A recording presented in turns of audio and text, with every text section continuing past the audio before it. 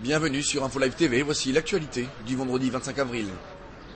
2 agents de sécurité israéliens ont été tués ce matin dans un attentat à l'arme automatique survenu dans la zone industrielle de Nitzan et Shalom, à l'ouest de la ville de Toukarem. Selon les premiers éléments de l'enquête, un ou plusieurs terroristes auraient réussi à s'approcher de la barrière de sécurité qui sépare Israël de la Judée-Samarie, auraient ouvert le feu sur les 2 gardes présents au point de Nitzan et Shalom avant de réussir à prendre la fuite.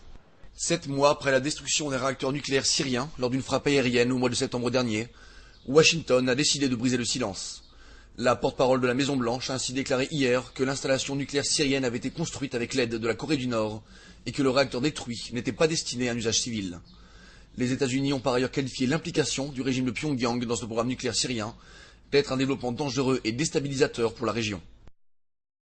L'ambassadeur israélien aux Nations Unies, Dan Gillerman, a qualifié hier l'ancien président américain Jimmy Carter de bigot suite à sa rencontre avec les dirigeants du Hamas en Syrie. M. Gillerman a ainsi déclaré que Jimmy Carter, un ancien prix Nobel de la paix, s'était rendu au Proche-Orient, je cite, avec des mains déjà sales, mais en était revenu avec des mains pleines de sang, après avoir serré la main de Khaled Meshal, le chef du Hamas, à Damas. L'armée israélienne a récemment singulièrement augmenté les mesures de sécurité imposées aux fermiers israéliens vivant le long de la frontière jordanienne, dans la vallée du Jourdain, par crainte d'une tentative d'enlèvement de la part du mouvement terroriste Al-Qaïda. Selon des responsables sécuritaires israéliens, la mouvance terroriste internationale tenterait en effet ces dernières années de se rapprocher des frontières israéliennes. Le Hamas serait disposé à accepter un cessez-le-feu temporaire avec Israël pour une durée de 6 mois et qui entrerait en vigueur tout d'abord dans la bande de Gaza. Un haut responsable du Hamas, Mahmoud al-Zahar, avait rencontré hier au Caire le chef des renseignements égyptiens, Omar Suleiman, en compagnie des représentants du djihad islamique et des autres organisations terroristes de la bande de Gaza. Lors d'une conférence de presse donnée ce jeudi, Mahmoud al-Zahar a par ailleurs déclaré, je cite, que la balle se trouvait désormais dans le camp israélien.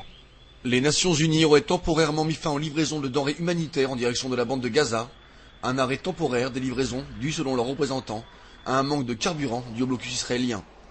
Ada Abu Asna, le porte-parole de l'UNRWA dans la bande de Gaza, a ainsi déclaré que la fermeture du dépôt de carburant de Nahal Oz par Israël, suite à l'attentat qui avait récemment coûté la vie à 2 Israéliens, ne permettait plus de continuer la distribution de nourriture aux 650 000 réfugiés palestiniens vivant à Gaza.